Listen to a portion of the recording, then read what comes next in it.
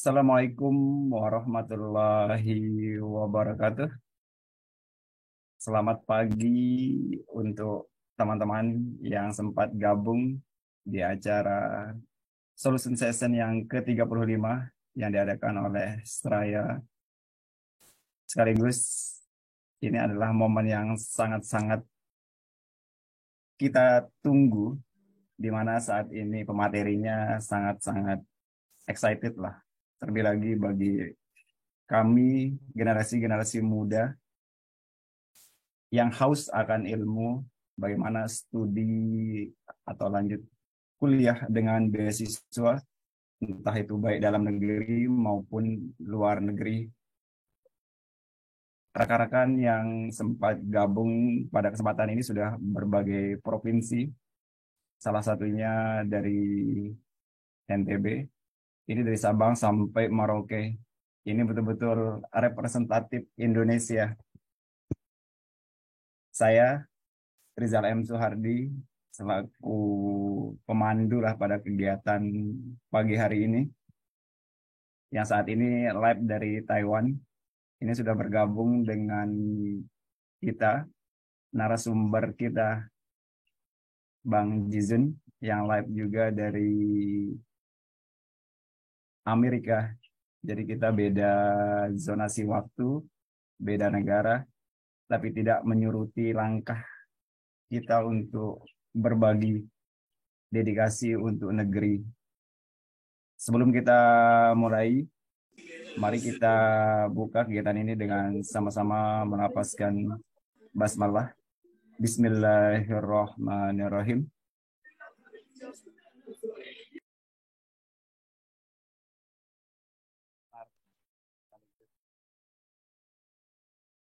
Kata-kata penyemangat dari Pak Direktur Seraya. Kedengeran nggak?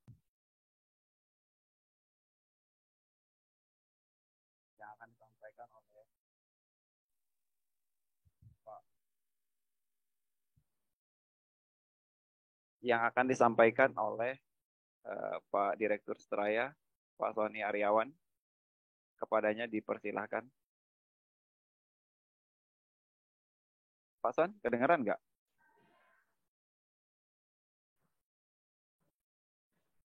Cek, bisa terdengar jelas, Pak Jal? Kedengeran. Oke, terima kasih.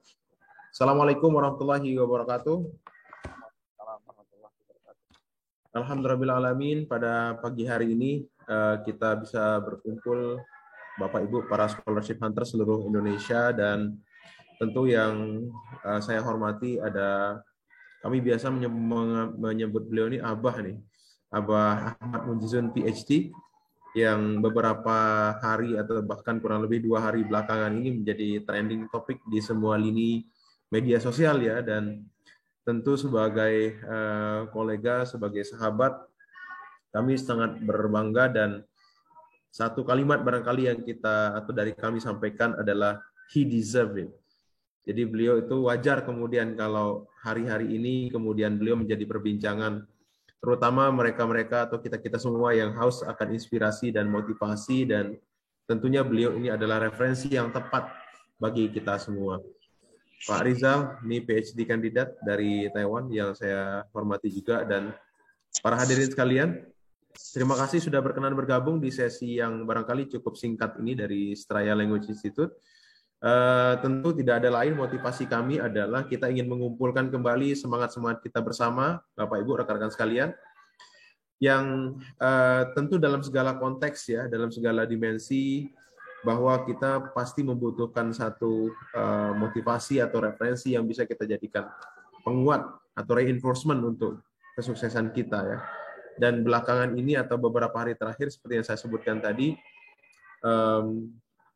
kakak kita ini, saudara kami ini, Ahmad Munjizun PhD, baru saja menyelesaikan studinya, completed di US dengan beasiswa Fulbright, dan kami bersama-sama di Australia dengan beasiswa LPDP, dan sejak S1 sudah bersama dan dalam suka dan duka. Jadi saya pribadi memiliki sejarah emosional dan spiritual yang panjang dengan beliau, sehingga saya mengenal sosok beliau sebagai seorang personal, sebagai seorang pribadi, dan sebagai seorang yang insya Allah kami berkeyakinan ke depan akan memiliki impact yang luas gitu.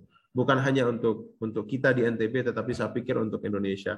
Lebih-lebih ketika kami berempat sebagai berlima di founder Straya Language Institute melepas beliau malam itu berangkat ke Amerika, dan satu keyakinan yang kami miliki, insya Allah beliau akan kembali dengan hal yang luar biasa, dan ternyata belum kembali saja sudah luar biasa, dan insya Allah ini saya pikir Indonesia memiliki aset seperti beliau ini luar biasa, dan mudah-mudahan kita doakan beliau selalu sehat-sehat, dan saat ini sepertinya akan melanjutkan karir beberapa waktu mungkin di US, di Amerika, untuk bekerja di Amerika. Lebih panjang dan lebih lengkap tentu story dari beliau kita dengarkan langsung nih dari beliau, yang pastinya sangat sahih ini karena beliau langsung menyampaikan, dan selama ini barangkali kita simak di potongan-potongan video beliau di speech waktu inauguration di US, dan insya Allah beberapa saat lagi kita akan dengarkan langsung motivasi dari beliau. Dan silahkan, ini forum sepertinya semi formal di setting sama Pak Rizal, jadi Bapak Ibu juga diperkenankan nanti bisa address pertanyaan-pertanyaan yang barangkali relevan untuk ditanyakan kepada beliau. Terima kasih, barangkali itu yang kami sampaikan. Mohon maaf, Straya hanya bisa memfasilitasi Bapak Ibu rekan sekalian yang banyak menjapri kami untuk dipertemukan. Dan Alhamdulillah nih, secara langsung kita virtualkan, satu live dari US, satu live dari Taiwan, dan satu sedang siap-siap mengajar. Saya ini siap-siap mengajar di Prodi Bahasa Inggris UIN Mataram. Jadi lengkap ini dari berbagai dimensi. Saya lihat di sini juga beberapa rekan-rekan alumni LPDP juga, Bah Jun, yang hadir. Ada juga, ini saya lihat ada Bang Imung tadi, Kepala Sekolah di Cahaya Bangsa, yang sekolah yang luar biasa di Lombok Timur, sedang trending juga ini sekolahnya. Ada berapa juga saya lihat yang sedang studi S2, S3, barangkali join di forum ini. Dengan hormat nanti kita undang Abah Jisun PhD untuk menyampaikan, ya bukan menyampaikan, barangkali lebih ke sharing. Beliau juga minta sharing aja katanya, sharing yang lebih informal, lebih intimate. Jadi silahkan Bapak Ibu, kami persiapkan virtual room ini untuk Bapak Ibu rekan-rekan sekalian. Terima kasih Pak Rizal sudah mengorganize. Abah, terima kasih sudah meluangkan waktu. Sangat tight sekali waktu beliau, jadi mohon maaf kalau waktunya kurang pas di Indonesia, tapi itu insya Allah itu yang paling pas di US dan beliau. Terima kasih. Assalamualaikum warahmatullahi wabarakatuh. Kita buka dengan hamdalah, basmalah, maaf. Bismillahirrahmanirrahim. Terima kasih. Assalamualaikum warahmatullahi wabarakatuh. Waalaikumsalam warahmatullahi wabarakatuh. Terima kasih saya ucapkan kepada Pak Direktur Seraya, Pak Tony Aryawan, MED, yang saat ini menjadi dosen di Mataram, yang beliau juga adalah salah satu alumni LPDP yang juga ketika studi di Australia menjadi ketua PPI Adelaide. Jadi tidak hanya fokus di akademik, tetapi dia juga fokus di pengembangan sumber daya manusia. Kedengeran ya? Sorry. Kedengeran nggak? Cek. Ya, baru terdengar. Oke, terima kasih kepada Pak Sony Aryawan, MED, yang saat ini menjadi dosen di UIN Mataram, yang saat S2 kemarin lanjut studi di Australia, yang juga diamanai sebagai Ketua PPI Adelaide. Saya ucapkan terima kasih banyak. Jazakumullahu khairan katsira. Kemudian acara yang kita tunggu-tunggu nih, saya perkenalkan dulu narasumber kita. Sebenarnya ini nggak terlalu formal banget, karena kita ngatur konsepnya itu adalah kita akan bincang-bincang asik tapi bermanfaat dan berfaedah terkait bagaimana kita lanjut studi dengan segala keterbatasan. Saya perkenalkan dulu salah satu narasumber terviral saat ini, generasi muda yang saat ini tinggal di Amerika, yang bernama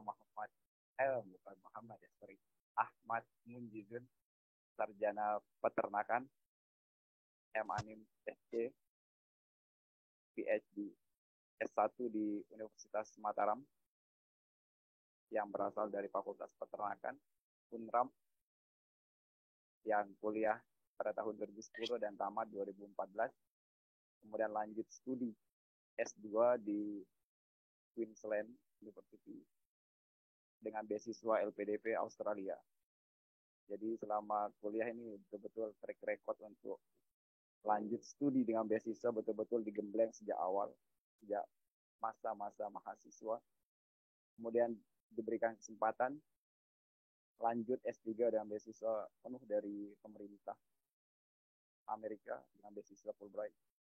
Dan baru kemarin wisuda untuk program Kayaknya Riza enggak? Mohon maaf untuk teman-teman, silahkan di mute dulu biar kita lebih khidmat. Oke, maaf terpotong atau terganggu. Kemudian narasumber ini saat ini sedang berkarir sementara belum balik ke Indonesia di Amerika. Untuk lebih jelasnya nanti kita bisa bincang-bincang bagaimana sih sejarah atau sepak terjang beliau sehingga bisa menamatkan atau lulus dengan beasiswa LPDP maupun beasiswa Fulbright. Jadi teman-teman nanti kita konsepnya itu adalah tanya jawab, tapi nanti ada di sesi-sesi terakhir karena ini masih banyak nih hal atau yang ingin kami tanyakan, termasuk diri saya sendiri, bagaimana bisa kok lanjut studi dengan beasiswa Fulbright untuk S3, kemudian selanjutnya bisa beradaptasi terkait dengan situasi akademik, mengingat kita di Indonesia atau mungkin di Australia itu beda dengan di Amerika. Tanpa berpanjang kalam, kami persilahkan kepada narasumber Abah Jizun, tafadhol. Baik, Assalamualaikum warahmatullahi wabarakatuh. Bagaimana nih kabar? Saya jelas ya? Jelas. Gimana kabar? Waalaikumsalam warahmatullahi. Kedengaran? Ya, kedengaran. Jam berapa sekarang di Amerika, Abah? Sekarang jam 8.29, 8.30. Oke, terima kasih. Malam. Oh, malam. Kita di Hari Taiwan masih pagi. Ya, masih hari Minggu. Senin ini kuliah masih menggunakan batik ya. Kita bikin kayak Indonesia. Ini Bah. Ya, kebetulan batiknya dari ibu saya, jadi batik favorit saya. Ini sekarang lagi trending nih, Abah, terkait bagaimana proses wisudanya yang sempat viral di oleh ribuan bahkan jutaan orang yang ada di Indonesia. Gimana ceritanya nih, kok bisa terkenal itu? Saya juga merasa excited di semua lini sosmed saya nih, kok apa video scroll lagi. Kenapa tidak nih orang Seraya betul-betul dari awal banget lah kita di Seraya itu tahu kok seperti ini. Pada momen kesempatan ini silahkan gimana ceritanya nih Abah Jizun bisa terkenal sampai saat ini. Ya, saya sendiri juga I couldn't really believe that it went viral gitu. It's really a huge thing for me. It means a lot, and seeing a lot of good response and comments dari teman-teman di Indonesia, adik-adik, teman-teman, kakak-kakak, dan banyak sekali tuh. Saya lihat sangat positif dan saya sendiri jadi merasa terharu gitu. Saya sendiri nggak nyangka gitu bisa sampai diapresiasi sedemikian besar gitu. Cuma saya masih teringat pesan seorang penulis waktu itu, kalau nggak salah namanya Abdul Aziz something. It was long ago, sometime about 2013 kalau nggak salah. Itu ada sharing tentang tips menulis buku sih. Cuma sampai sekarang saya masih harus belajar dari Pak Direktur Sony Aryawan untuk bisa menerbitkan buku. Ada satu quote yang barangkali bisa saya kaitkan dengan video yang viral itu. Katanya kata-kata yang dari hati pasti akan sampai ke hati. Jadi mungkin terlihat simpel, video itu cuma berdurasi totalnya paling 2 menitan gitu ya. Bahkan kalau dipotong ada yang kurang dari 1 menit, yang satunya juga cuma 1 menitan gitu. Nah, tapi menurut saya video itu adalah rekaman dari satu momentum di mana saya manifestasikan sebuah ekspresi yang tentunya itu merupakan satu momentum rasa syukur dari satu titik yang saya gapai yang merupakan hasil dari akumulasi proses-proses sebelumnya. I mean, it's not something that it's not an achievement of a one night thing gitu. Jadi I was really emotional. I really meant those things gitu. Dan saya rasa kata-kata itu juga tergerak karena hati dan emosi saya gitu. Kata-kata itu bukan kata-kata yang sudah saya script gitu. Cuma saya juga I just went by the flow. I just wanted to express my gratitude, especially to my friends, to my advisor, to my family, my mom and dad, dan seterusnya gitu. Cuma ya alhamdulillah lah. Oke, ini kan banyak komentar dari netizen nih. Mostly itu mereka tertarik atau terinspirasi kuliah ke luar negeri. Gimana sih sepak terjang dari Abah Jizu nih? Kan kita disasak lah. Mostly kita menggunakan sasak. Bagaimana Abah sendiri belajar bahasa Inggris dari basicnya non bahasa itu sampai tadi jauh melintang waktu dan daerah dengan menggunakan bahasa Inggris sebagai bahasa utama di Amerika maupun di Australia. Bagaimana sejarahnya lah ini? Kita ingin mengkulik lebih jauh.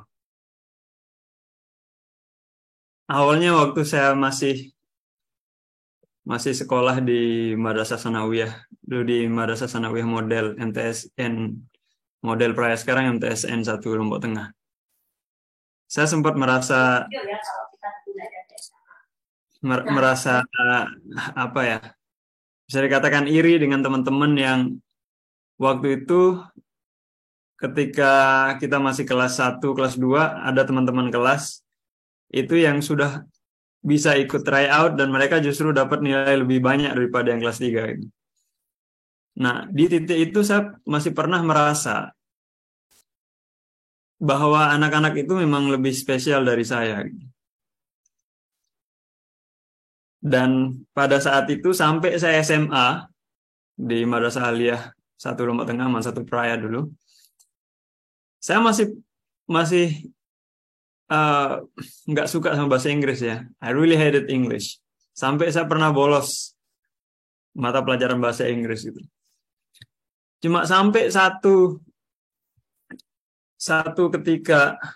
ketika saya jadi ketua remaja musola, namanya Remus Al-Badr di Man 1 Praya dulu, saya sempat mengumumkan organisasi itu ke teman-teman siswa baru ya. Dan ada satu komentar dari satu ruangan kelas yang dimana di situ ada guru bahasa Inggris yang lagi ngajar. Begitu saya umumkan kita lagi rekrutmen teman-teman, ini loh ada organisasi, mari gabung gitu. Nah cuma begitu saya mau keluar, guru bahasa Inggris itu kasih satu komentar. Dia bilang, I would like you guys to know that he is one of my best students here gitu. Akhirnya melihat kata-kata itu keluar dari seorang guru bahasa Inggris, itu saya mulai bertanya-tanya gitu. Perasaan saya nggak bagus-bagus amat gitu. Saya nggak best-best amat gitu. Tapi ada satu apresiasi yang saya lihat sebagai satu encouragement.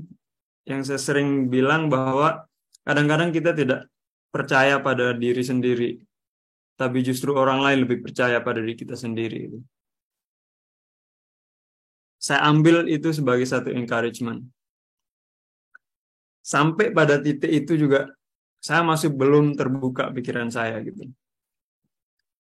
Sampai kemudian begitu masuk di Fakultas Peternakan Unram, itu baru ada satu kayak bisikan-bisikan gitu ya. Kayak seolah-olah you have to take this challenge gitu, no matter what. Yang pertama dulu saya sempat merasa kayak orang nggak bisa berenang tapi diceburin. Tahun 2013 ada sebuah program yang mengirim mahasiswa Fakultas Peternakan, salah satunya Unram, itu ke Northern Territory Australia. Waktu itu saya juga nggak bisa bahasa Inggris. Nah, cuma kalau saya nggak ambil challenge kesempatan itu dan challenge the odds gitu, saya pikir saya nggak akan pernah berkembang gitu. Akhirnya saya daftar dengan keterbatasan bahasa Inggris yang kalau kita pikir I couldn't really do it gitu. Nah, cuma just keep on going gitu. Sampai situ, sampai di Australia saya sampai pernah dibilang, karena nanya-nanya mulu, udah dibilang berkali-kali masih nanya gitu. Sampai saya pernah dibilang, I think you need a hearing check gitu. Disuruh cek, direkomendasiin cek pendengaran gitu. I didn't take it as an insult gitu. Cuma I took it as an opportunity and a challenge. Saya masih ingat, karena saya struggle waktu itu untuk mengerti dan membahasakan apa yang saya ingin ungkapkan. Saya masih ingat satu saat waktu di salah satu kamar di dorm tempat saya tinggal di Northern Territory itu, saya nangis. Saya genggamkan kedua tangan saya. Dan saya berazam. Saya bilang, suatu saat saya akan buktikan bahwa saya adalah salah satu dari yang the best gitu. Bahwa bahasa Inggris tidak lagi akan jadi satu tantangan atau satu problem gitu. Tidak cuma itu, suatu saat saya akan buktikan pada dunia. Suatu saat saya akan buktikan pada orang banyak bahwa aku bisa dan saya akan inspirasi banyak orang gitu. Waktu itu saya benar-benar gimana ya? Saya masih ingat momentum itu sampai sekarang. Dan alhamdulillah yang terpenting itu menurut saya adalah progres. Karena kalau kita tidak bergerak, maka kita akan diam pada satu titik. Tapi kalau kita mulai berjalan, walaupun pelan, suatu saat kita akan sampai pada tujuan kita. Barangkali ada orang yang berjalannya bisa lebih cepat. Barangkali ada orang yang berlarinya bisa lebih cepat. Tapi jangan sampai kita stagnan pada satu titik. Yang pada akhirnya kemudian lulus di Fakultas Peternakan, saya memang sangat mentargetkan untuk langsung kuliah S2 dan S3 gitu. Jadi mau nggak mau, saya harus dapat gitu. Dan barangkali yang saya bisa utarakan, yang menjadi salah satu yang bisa saya ambil hikmah dari situ adalah silaturahmi. Saya dapat informasi beasiswa LPDP, beasiswa ELTA, itu gara-gara silaturahmi yang bagus. Begitu saya wisuda, saya nggak tahu mau ngapain. Saya mondar-mandir dari rumah ke kampus, rumah kampus. Akhirnya di situ ada information exchange gitu. Yang kemudian tanpa panjang lebar, kemudian I ended up applying for beasiswa LPDP sama ELTA gitu. Barangkali saya nggak akan panjang lebar membahas tentang itu ya Pak Ijal ya. Cuma I think that's all to start off with. Ini menarik nih, hikmah dari silaturahim, kita banyak informasi termasuk di forum ini.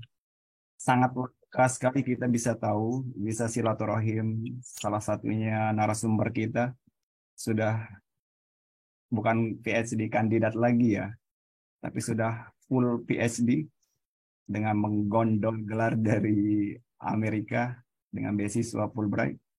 Dan narasumbernya juga salah satu sosok yang menginspirasi di Straya. Bagaimana dia struggling dari proses jatuh bangunnya ditolak oleh profesor untuk mendapatkan kampus sampai saat ini bahkan di-endorse untuk lanjut postdoc di Amerika. Jadi bukan hal yang tidak mungkin lagi bagi teman-teman di sini. Semakin banyak kita silaturahim, apalagi di forum-forum seperti ini, menjadikan kita semakin terinspirasi. Dan bisa jadi nanti kita bisa menjadi narasumber seperti Abah Jizun ini. Kemudian yang menarik nih Abah Jizun. Kalau boleh tahu nih, skor bahasa Inggris pertama itu berapa? Ya, jadi begitu lulus tahun 2014 bulan April, saya pengen sekali nih daftar beasiswa Australia World Scholarship. My academic, my research supervisor at that time actually encouraged me to apply for that scholarship. Tapi 3 kali saya ambil tes TOEFL, itu mentok 437 pajak. Itu pertama kali tanpa kursus kan? 437. Tanpa kursus. Jurusan peternakan, tes TOEFL perdana 437. Kemudian skor terakhir IELTS 6,5. Itu gimana ceritanya? Pagi-pagi baru. Saya sih. Jason tuh. Ya. Iya. Gimana ceritanya? Iya, no. Kedengeran? Ya. Ya, mana sekarang? Kan tadi ini dari TOEFL 433 bisa lonjak ke IELTS 6,5 itu gimana? Mengingat TOEFL ini kan dari basic untuk naik ke intermediate level itu sangat membutuhkan waktu. Gimana ceritanya? Dan mungkin banyak teman-teman di sini itu melihat sosok Abah Jizun itu kok tiba-tiba bisa loncat dari Australia lanjut ke Amerika, itu kesannya kok mulus-mulus banget. Coba pengen tahu lah gimana suka dukanya. Emang if you see my social media gitu, my post, everything I put over there, mungkin yang kelihatan ada yang mulus saja gitu. Tapi behind the scene there are a lot of challenges, there were a lot of things that cost sweat and tears and anxiety and stuff like that gitu. Terkait dengan bahasa, memang bahasa seringkali menjadi satu kendala terbesar. Ini banyak orang nggak daftar beasiswa gara-gara saya bahasa Inggris saya masih kurang gitu. Memang saya juga termasuk di samping kerja keras ada juga faktor luck juga pasti ada gitu. Cuma faktor luck barangkali mungkin kita bisa bahasakan sebagai menggunakan momentum yang tepat gitu. Waktu itu ada momentum ada namanya English Language Training Assistant, di mana itu kasih saya pelatihan selama 3 bulan di Mataram, dan tepat beriringan dengan itu dikasih pelatihan selama 6 bulan oleh beasiswa LPDP. Nah, apakah segampang itu improve sampai 6,5 untuk daftar ke University of Queensland? It wasn't that easy gitu. Apalagi bayangkan kalau kita di kelas itu kan kita sama-sama dengan mahasiswa dengan peserta yang lain, peserta pelatihan yang lain. Kadang-kadang pressure atau challenge-nya itu ketika teman-teman yang lain itu sudah improve a lot, tapi justru kita stuck. Yang paling sering menjadi tempat saya stuck itu adalah listening sama reading. Sempat waktu itu nilai listening atau reading kalau nggak salah. Waktu tutornya nanya, Jizun, how many did you get correct? Gitu. Saya bilang 13, saya bilang. Nah, tutornya kira saya bilang 30 gitu. Oh, that's a huge improvement gitu. Akhirnya salah seorang peserta di samping saya clarify, it's not 30, ma'am, it's 13 gitu. You know, 13 ya. that, ya 13, bukan 30 tapi 13 gitu. Nah, kadang-kadang stresnya di situ. Jadi teman-teman udah sampai saya pernah merasa bahwa jangan-jangan yang bermasalah ini kepala saya. Jangan-jangan the one that is problematic is my brain gitu. Sampai saya pernah mikir sendiri, duduk merenung gitu. Kok nggak nyampe-nyampe ini, nggak tembus-tembus 6 gitu. That is a point where I felt that way gitu. Ada apa namanya? There was a lot of time where you're gonna question whether you be able to achieve it or not gitu. Nah, tapi walaupun ada question kayak gitu, walaupun ada anxiety kayak gitu, ya saya selalu berusaha untuk menarik diri saya into a state where I believe in myself gitu. I believe other people can do that. For sure, I would be able to as well. Nah, itu yang barangkali perubahan besar yang saya alami dalam hidup saya. Yang seperti saya katakan tadi, saya sempat waktu sekolah di MTS sama Aliyah, SMP SMA gitu, sempat berpikir bahwa ada orang-orang yang lain, anak-anak yang lain yang diciptakan oleh Tuhan sebagai orang-orang yang lebih cerdas dan orang-orang yang lebih spesial gitu. Tapi ternyata tidak. Itu semua adalah decision yang kita buat. Cara berpikir kita adalah satu keputusan yang kita buat sendiri. It depends on how you look at yourself. Setiap orang punya kelebihan dan kekurangan. Tapi sekarang apakah kita ingin menggunakan kelebihan kita untuk maju, ataukah menggunakan terus mempersalahkan kekurangan untuk tidak bergerak? It's all your decision, whether you want to decide to keep going and move forward, atau melihat kaca spion, looking backwards, yang akhirnya kemudian nabrak itu, nabrak ini. Dan ternyata benar.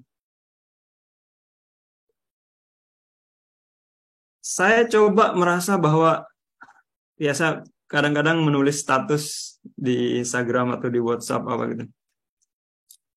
Saya coba men-sharing itu juga ke teman-teman yang lain. Bahwa setiap pribadi itu adalah, mereka itu diciptakan spesial. Kita itu diciptakan pasti ada kelebihannya. Dan kelebihan itulah yang harus kita fokuskan. Yang kita sebut dengan kalau ini adalah keistimewaan dari Tuhan ya, fadlum minallah gitu. Menarik nih Abah, terkait penjelasan bagaimana kita tidak harus menghadap ke belakang dan tetap keep going dan terus mengejar ketertinggalan dengan terus ikhtiar maksimal. Dan yang menarik nih, banyak teman-teman saya yang di sini juga mengatakan ini public speakingnya ini kok kayak Obama, itu kayak susah dikatakan lah. Itu bener-beneran kayak teksnya itu ada skrip atau bagaimana itu. Banyak teman-teman saya, apalagi netizen, saya baca komentarnya itu ini betul-betul natural, pure banget. Apalagi sampai meneteskan air mata nih di tengah podium forum resmi wisuda di negeri Paman Sam itu. Saya sendirilah merasakan itu public speakingnya betul-betul menyentuh. Itu beneran kayak tanpa skrip ya? Ya, yang saya konsep sebetulnya adalah saya mesti address siapa yang mesti saya to whom I should say thank you gitu, what kind of, you know, and if you notice that in the beginning I actually stated who I was and what I came from. Saya bilang ya saya datang dari Indonesia, kemudian as a kid I was I was growing like this. Ya kemudian, tapi saya juga nggak nyangka I don't really expect that I would come up with those words. Seperti yang saya bilang tadi, kayaknya memang saya pengen benar-benar menerjemahkan emosi saya dalam bentuk kata-kata gitu. Dan setelah itu saya sempat ragu untuk misalnya kalau saya post gitu, it was too emotional for me, jangan-jangan bakal diketawain nanti gitu. Karena ada Mana itu yang viral ya. So ya saya juga suka ya public speaking gitu, walaupun sebetulnya dalam hal berbahasa I don't think I'm that good. I don't think I'm such an excellent speaker kayak Pak Direktur Sony Aryawan misalnya, yang dimana barangkali perlu juga saya address. I want to give him some credit, some kind of credit, because waktu kami masih S1 dulu, jadi tahun 2012 saya sempat menang lomba mahasiswa berprestasi waktu itu di tingkat Unram, dan Sony Aryawan itu mahasiswa berprestasi Unram 2011. Jadi beliau 2011, saya 2012. Akhirnya kita kolaborasi bergerak di satu lembaga motivasi dan leadership training yang namanya Sony Training Center. Kita bertiga, salah satunya namanya Muhammad Alawi. Nah, waktu itu karena saya dapat juara Mawapres 2012 di Unram, jadi mau nggak mau kan ada undangan-undangan nih untuk berikan seminar motivasi dan seterusnya. Dan Pak Sony Aryawan juga itu sering lempar undangannya ke saya. Jadi it wasn't meant to be for me, tapi karena beliau sibuk, akhirnya yaudah nih.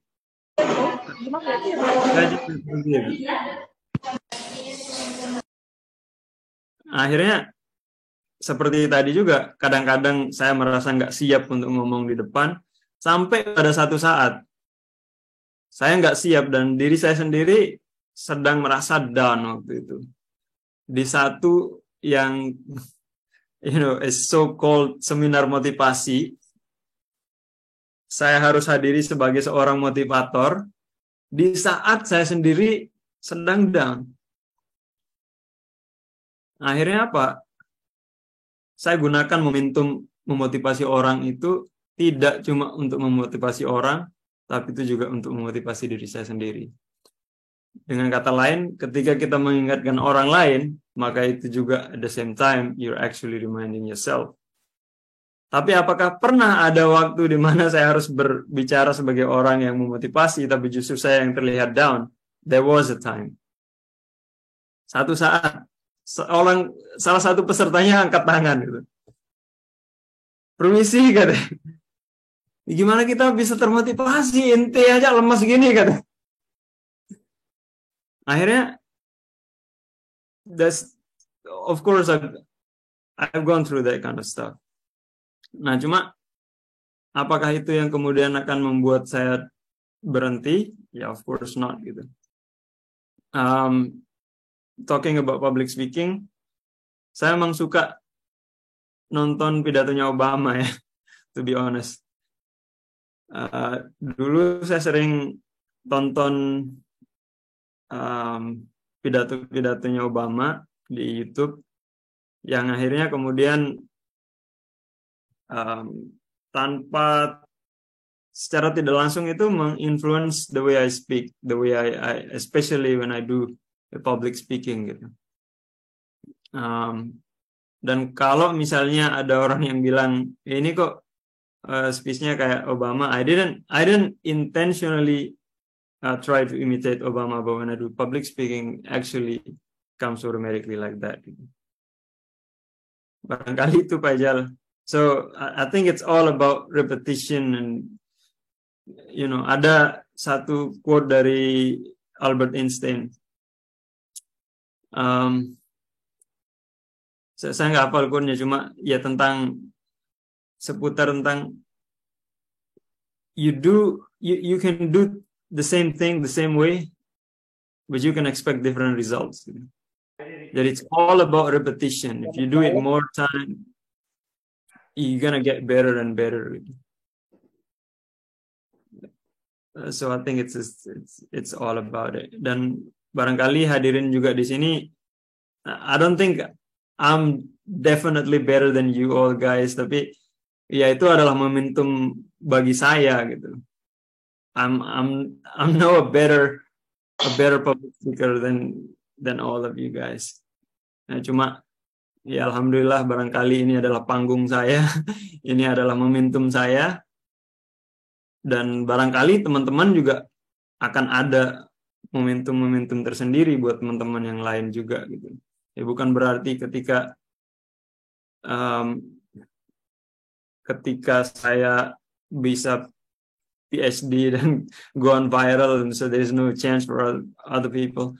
Justru saya sangat bersyukur video itu viral, karena memang saya ingin memberikan pesan.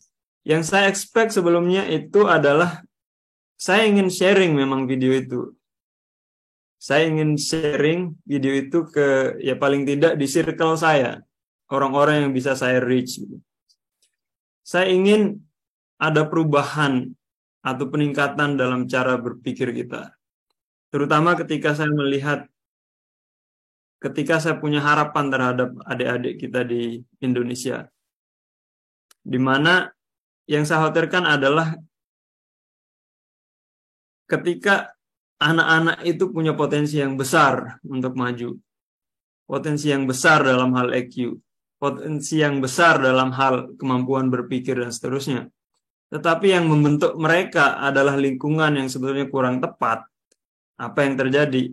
Yang terjadi adalah ketika mereka tumbuh, maka mereka dibentuk menjadi anak-anak atau menjadi remaja yang tidak percaya diri, yang justru memaksakan kepercayaan dalam dirinya bahwa saya nggak bisa, this is not for me, it is for other people. Seringkali saya mencoba motivasi teman-teman. Kadang-kadang kita sering berpikir ketika melihat satu opportunity, satu kesempatan untuk berkompetisi, untuk maju, untuk meraih sesuatu. Seringkali ini cara berpikir pecundang.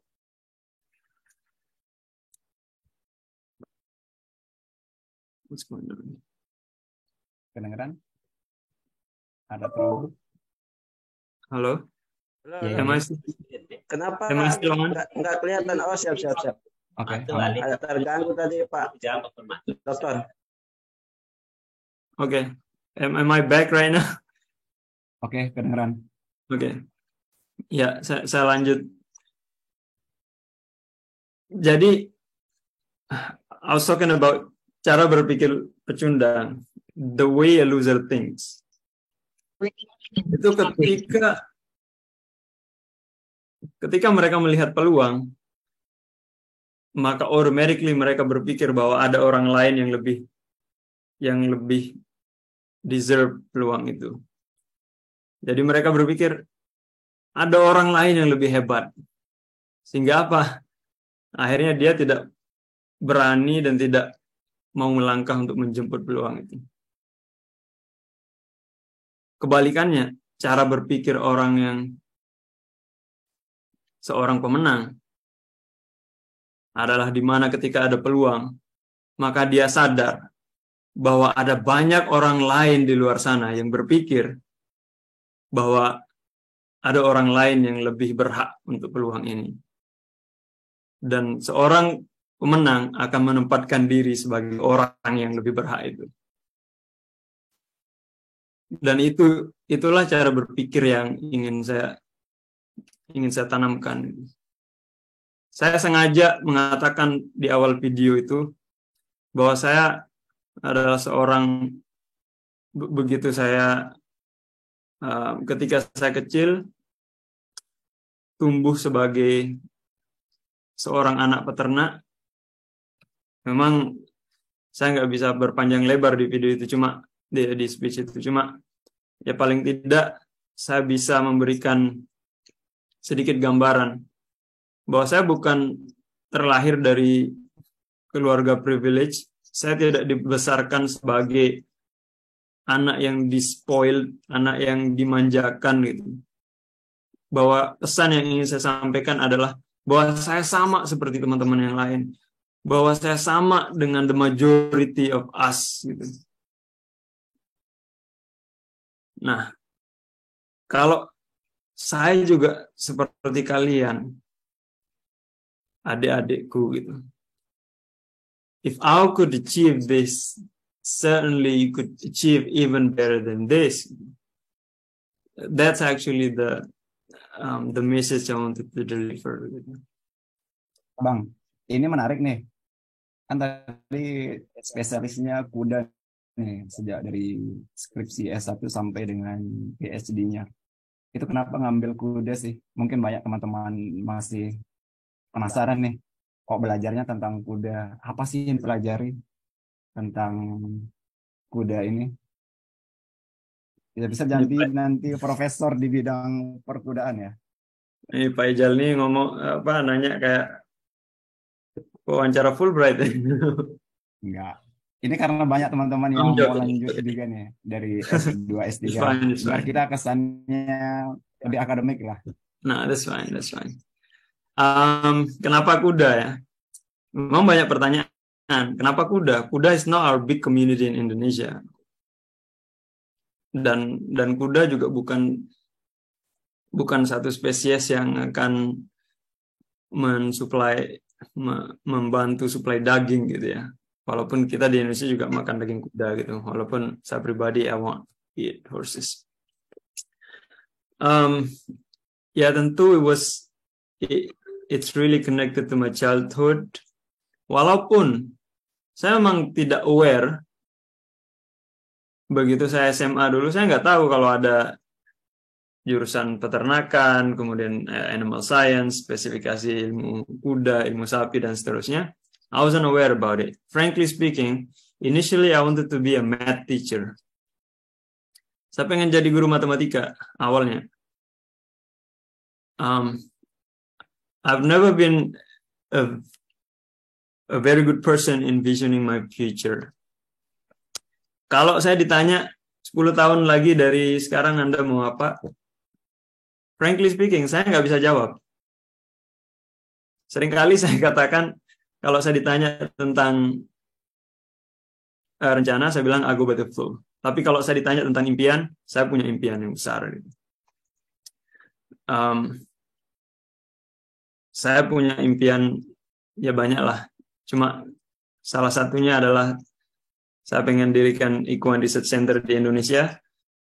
Saya juga punya mimpi untuk insya Allah mendirikan satu foundation. Wallahu alam how I can do it. Tapi mudah-mudahan saya bisa ciptakan atau dirikan satu beasiswa untuk adik-adik di Indonesia.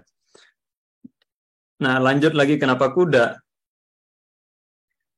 Nah, itu agak panjang memang story-nya. Cuma pendek cerita, saya gagal keterima di jurusan matematika. Saya nggak keterima di FKIP Unram. Jalur khusus ya. Saya keterima jalur khusus di Fakultas Peternakan. Kenapa saya pilih Fakultas Peternakan dulu? Itu karena flyernya melayang dan hinggap di Mansatu Praya dulu. Akhirnya oleh Kasubag Kesiswaan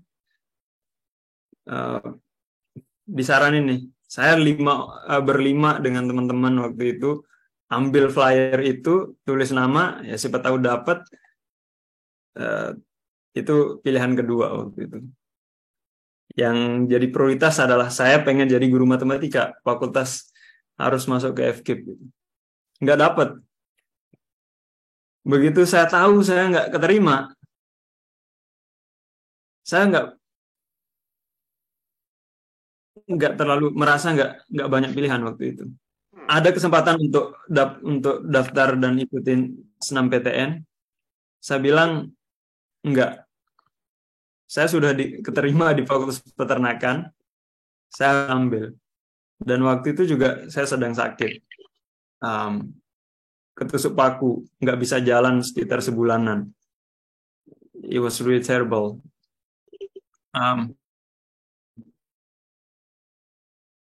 Untuk masuk Fakultas Peternakan, saya azamkan untuk keluar dari Fakultas Peternakan waktu itu dan pindah ke jurusan matematika. Tapi begitu masuk Fakultas Peternakan beda cerita lagi gitu.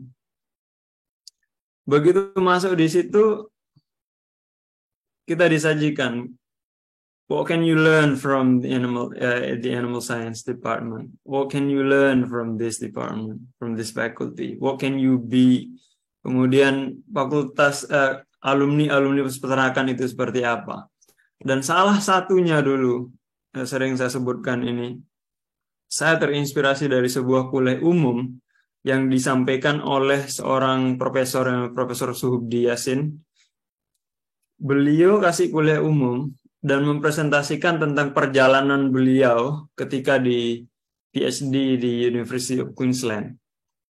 Saya melihat foto-foto beliau, foto-foto putra-putrinya beliau di depan gedung University of Queensland. Dan beliau bilang, saya tahu nih kalian nih, wajah-wajah anak-anak yang pengen pindah dari Fakultas Peternakan dan pilih jurusan lain gitu.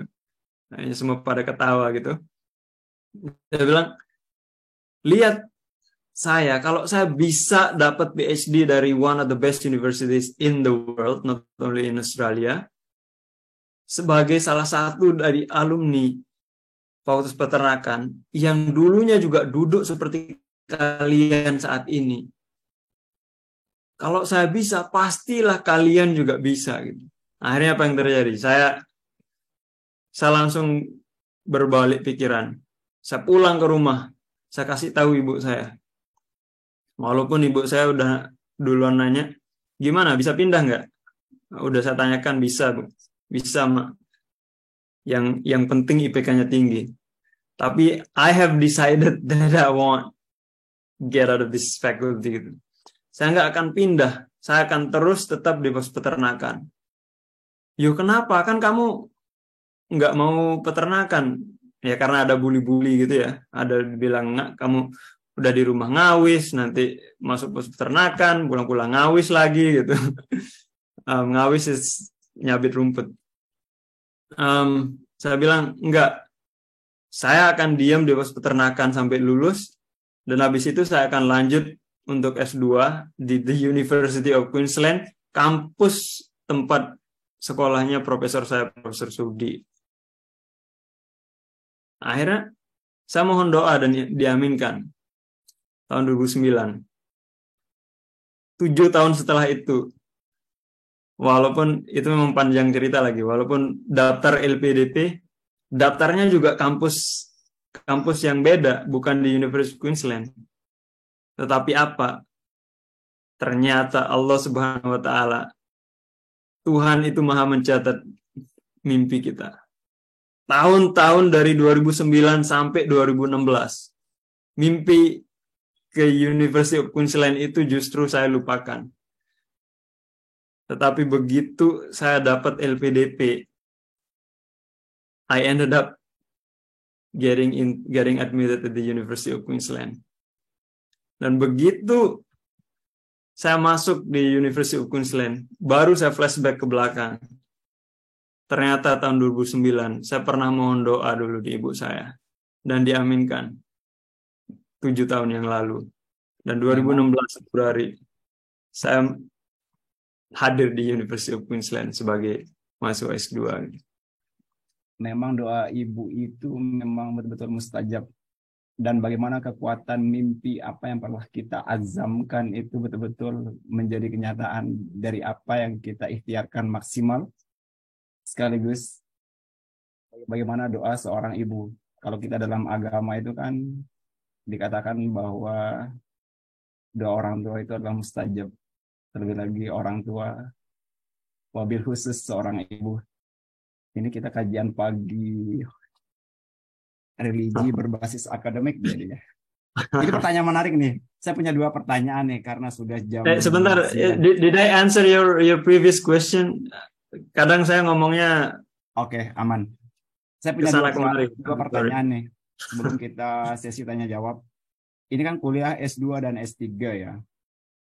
Bagaimana Abah menyesuaikan? Karena mungkin teman-teman di sini melihat graduation itu seperti hanya sekedar memindahkan tali toga dari kiri ke kanan, tapi itu susahnya minta ampun. Itu kayak mendorong truk pakai kaki sendirian. Bagaimana seorang Abah ini bisa menyelesaikan S2 sekaligus S3? Pressure-nya itu seperti apa? Mungkin itu saja sih sebelum kita lanjut ke sesi tanya jawab. Karena banyak teman-teman di sini nih, ada yang alumni LPDP mau lanjut S3 mengikuti jejak kita yang di sini sedang berdarah-darah sebelum menjadi PhD full. Dan juga ada yang teman-teman baru lulus S2 mau lanjut S3, ada yang lulus S1 mau lanjut S2. Berada di forum ini sekaligus kita bisa silaturahmi.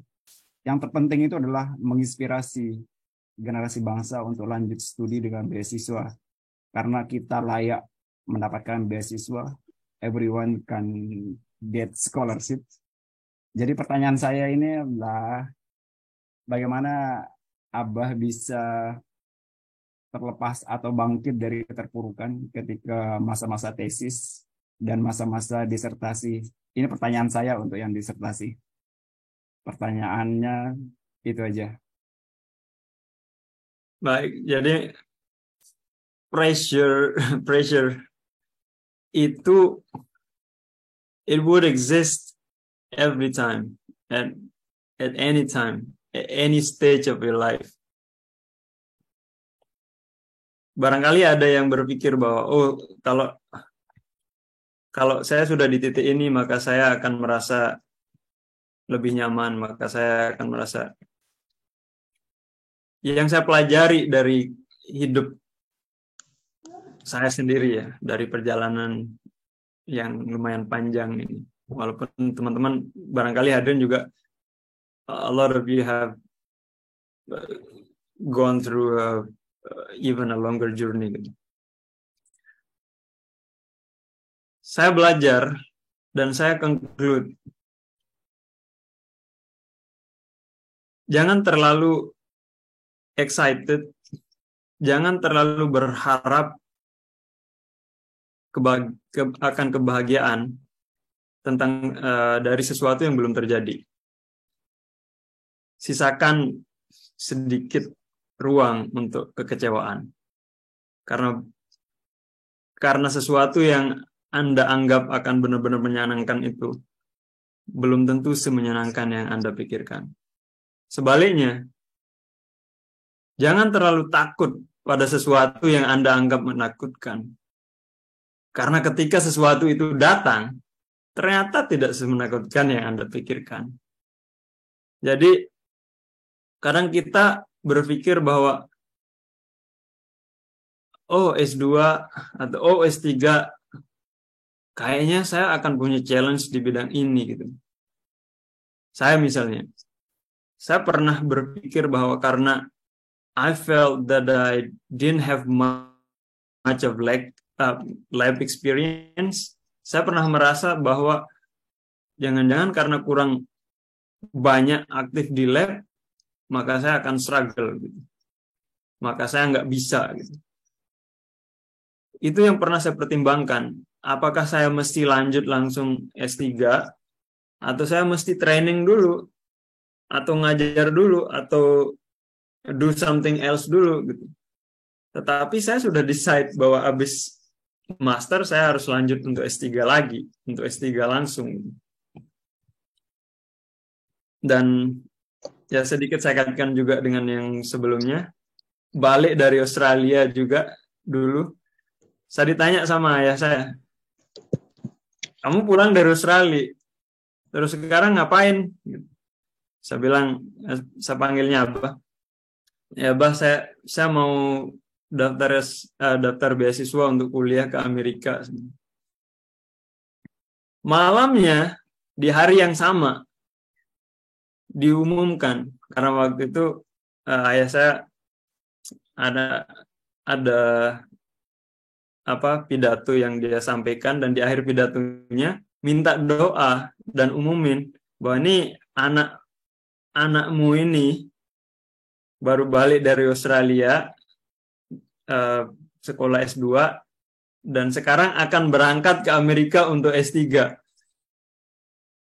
dan diaminkan minta Al-Fatihah ke hadirin itu. Saya kaget, daftar beasiswa saja belum udah diumumin mau berangkat ke Amerika gitu. Tapi yang seperti Pak Rijal bilang tadi, kata-kata itu adalah doa, dan apalagi kata-kata itu keluar dari orang tua, doa itu keluar dari orang tua, alhamdulillah barakahnya barangkali dari situ. Nah, cuma terkait dengan challenges dan pressure segala macam, barangkali tantangan dari masing-masing mahasiswa itu bakal beda. Ada yang tantangannya barangkali dosen pembimbingnya itu secara emosional tidak nyambung dengan dia, atau apakah ada yang tantangannya tentang funding, akhirnya harus kerja sana sini. Ada yang tantangannya adalah research-nya atau penelitiannya nggak kunjung karuan. Ini juga yang saya pernah dengar gitu. Akhirnya ya, coba riset ini nggak berhasil, nggak ada satupun yang bisa digunakan untuk tesisnya misalnya. Ada juga mahasiswa yang mengalami hal itu gitu. Nah, lantas apakah itu akan membuat kita harus berdiam dan say, oh maybe I can't, maybe I should quit gitu? Yeah, of course not, because once you decide to enter the gate, you have to go to the exit. Jangan balik lagi ke entrance. Ya, akhirnya sebisa mungkin harus bisa finish gitu. Nah, pengalaman pribadi misalnya, apakah saya tidak pernah down? Banyak orang yang berpikir, banyak orang yang bilang ke saya pribadi, kayaknya kamu nggak pernah down deh, kamu senang-senang mulu gitu. Saya bilang, ekspresi yang kita ekspresikan itu belum tentu apa yang kita pikirkan, belum tentu apa yang kita rasakan gitu. Walaupun kadang-kadang ekspresi juga tidak berbohong gitu. Kita memang tidak akan mengekspresikan semua kegelisahan kita. Kita tidak akan bilang ke orang kalau saya lagi ini lagi. Cuma yang tahu, of course, orang-orang terdekat kita nggak bisa kita bohongin. Apakah saya pernah menangis gara-gara ini? Gara-gara challenge atau masalah waktu S3? Saya pernah dihadapkan dengan berjibun masalah, tidak cuma masalah akademik, tapi masalah-masalah yang lain dan masalah personal dan segala macam, yang akhirnya sampai satu saat I almost couldn't bear it. Saya nangis depan advisor saya. Advisor saya gimana lagi? Nangis depan advisor saya sampai nggak bisa ngomong saya. All she did was to offer me some tissue papers, a box of it. Ya disuguhin satu kotak tisu. Ya udah. Nangis dulu lah. Habisin air matamu dulu, nak. Anyway, maksud saya adalah akan ada banyak hal yang tidak kita expect. It would happen. I mean, if you study economy, saya masih ingat definisi masalah di mata kuliah ekonomi itu. Definisi masalah itu adalah sesuatu yang terjadi itu tidak sejalan dengan ekspektasi. tidak sejalan dengan diharapkan. Itulah masalah. Nah, sekarang masalah itu tidak bisa dihindari. Tapi masalah itu harus kita hadapi. Katanya Sony Aryawan dulu, sebelum saya temenan dengan Sony Aryawan, Pak Direktur Seraya Language Institute ini, saya sempat menghadiri seminar motivasinya dulu. Dan waktu itu I was wow gitu. I was amazed by the way he delivered the speech and also the things that he said. Salah satu yang dibilang adalah, janganlah takut sebesar apapun masalah Anda. Katakan pada masalah itu, seberapa besar pun kau masalah, ketahuilah bahwa Tuhanku Maha Besar. So I think that's all about it. Apakah kita resilient dengan keadaan? Apakah kita bisa resilient dengan tantangan yang kita hadapi? Atau apakah kita akan melempem? Di Amerika sekarang itu lagi boomingnya cerita tentang bunuh diri. Jadi mahasiswa di sini banyak yang bunuh diri. Karena apa? Karena mereka sudah terlalu menanamkan kepercayaan atau menanamkan hal dalam pikiran mereka bahwa mereka sudah tidak bisa lagi. Bahkan untuk hidup saja tidak bisa. Padahal it is all about the belief. It's all about the way you look at things. Apakah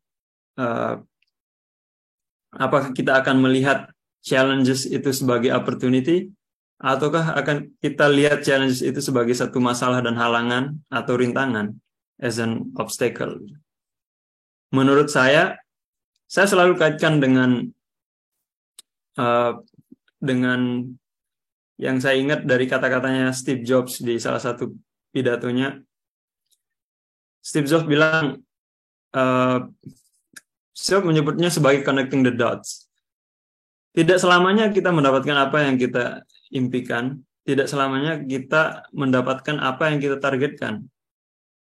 Tetapi ketika kita tidak mendapatkan sesuatu yang kita inginkan, ternyata itu adalah satu jembatan dan satu tangga untuk sesuatu yang lebih baik. Steve Jobs, ya saya bisa kaitkan dengan apa yang dia capai. Sampai ada Apple hari ini, modifikasinya dan seterusnya itu adalah gara-gara Steve Jobs drop out.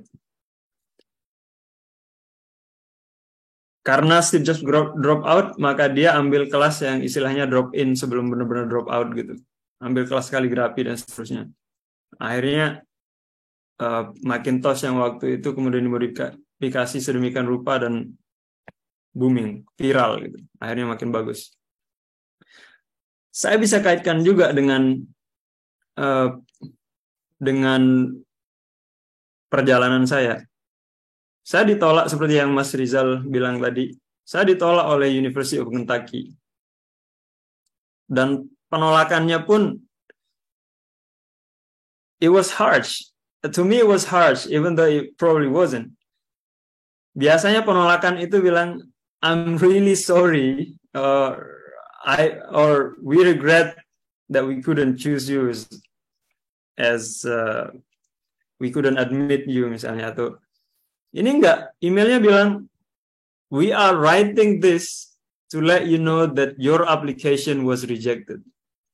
So it was definitely a mere rejection. Kecewa apa enggak? Ya pastinya kecewa, orang ditolak. Pak Rizal pernah ditolak juga. Ditolak berbagai kampus tapi diterima di 3 universitas. Tinggal kuliah S3 lagi kan. Ya. Tapi apa? Barangkali kalau saya masuk di University of Kentucky, barangkali saya nggak akan spiral ini sekarang. I mean that's one of the things. You you get, or you don't get things in order for you to get something better. Jadi ada seorang ustadz di Indonesia mengatakan, ya takdir terbaikmu adalah apa yang terjadi hari ini. Tetapi karena hari ini akan jadi masa lalu, dan masa depan atau hari esok akan menjadi hari ini, maka sekarang fokuslah pada hari ini. Sehingga begitu hari ini menjadi masa lalu, kalau Anda berbuat yang terbaik di hari ini, maka Anda akan mengukir masa lalu yang indah. Quote yang sangat menarik. Oke, Abah. Mungkin tanpa kita banyak waktu ya. Kalau semakin banyak sharing ini tiba-tiba sudah larut aja. Oke, sebelum kita buka sesi tanya jawab, kita sesi foto bersama. Biasa kalau sudah menjelang akhir itu pada keluar. Silahkan bagi yang masih tutup kamera agar membuka kamera.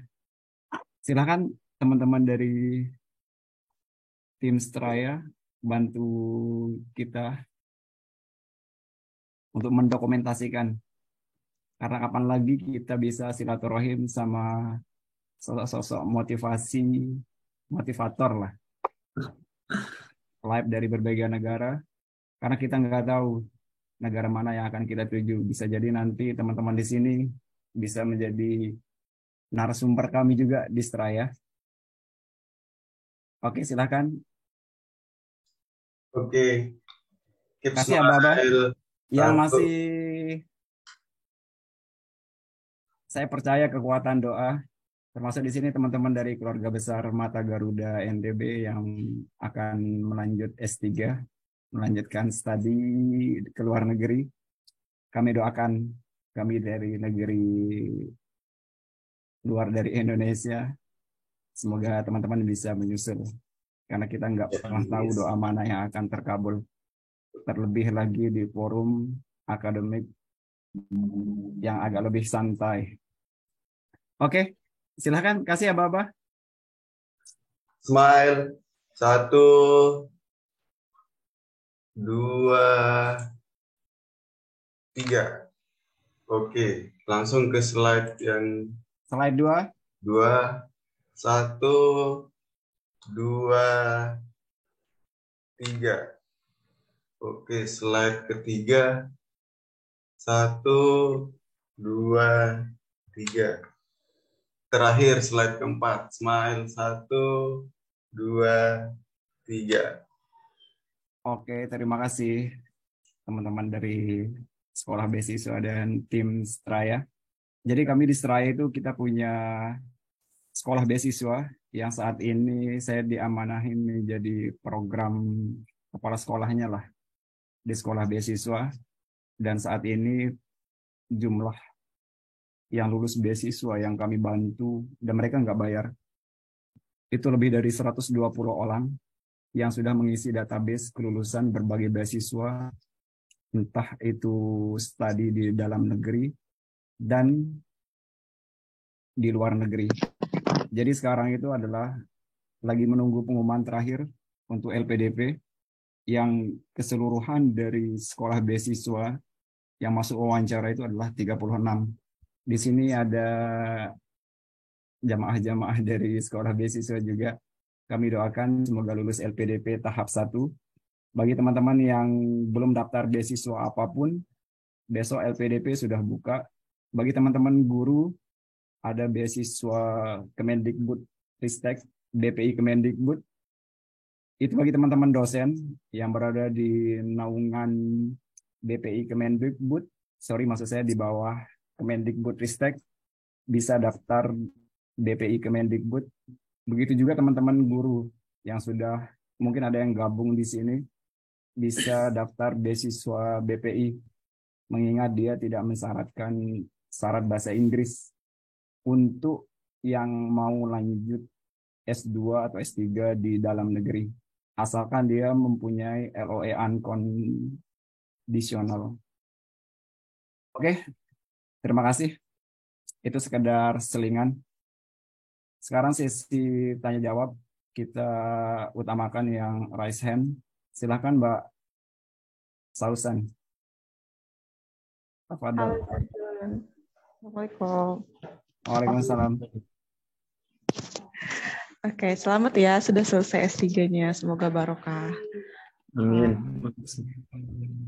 Saya penasaran sih cuma satu hal aja, dan ini biasanya saya suka tanyakan ke banyak orang. How did you manage your time actually? Bagaimana mengatur waktu nih, Abah Jizun, di tengah kesibukan dan rutinitas? Terima kasih Mbak Sausan. Yeah. I can't really answer this. Yeah, I think I'm curious even about myself. Tapi alhamdulillah, I finished in 3.5 years. Sampai wisuda emang 4 tahun, tapi sampai defense itu 3,5 tahun. Dan alhamdulillah dalam waktu 3,5 tahun ini juga I wasn't just focusing on my academic, tapi saya juga gain a lot of social experience. Jadi at the same time saya juga banyak bersosialisasi, apalah bahasanya, which means that I had a lot of time for that too. Jadi yang terpenting adalah sekarang kalau kita mengerjakan sesuatu, it's better to do it like really seriously. Saya mending mengerjakan sesuatu benar-benar fokus 2 hari. 2 atau 3 hari daripada mengerjakannya 4 hari tapi nggak serius. Maksud saya kadang-kadang ada sesuatu yang kalau kita benar-benar fokus, we can do it really efficiently gitu. Walaupun memang ada waktu-waktu di mana yang terjadi adalah karena waktunya memang pendek, jadi adrenalinnya terpacu. Akhirnya mau nggak mau harus selesai gitu. I'm saying this because, frankly speaking, I procrastinated a lot, Kak Sausan. And at the same time, I would say I really envy those who are really good in time management. Tentunya tidak ada formula yang benar-benar absolut dalam hal time management. Tapi barangkali, small change will make a big difference. Kadang-kadang, misalnya kita nge-review, kalau di ini ya, barangkali Asalkan juga sudah familiar dengan gimana anak-anak sini belajar misalnya. Yang rajin versus nggak rajin gitu. Kalau di sini kan S3 itu ada kuliahnya juga.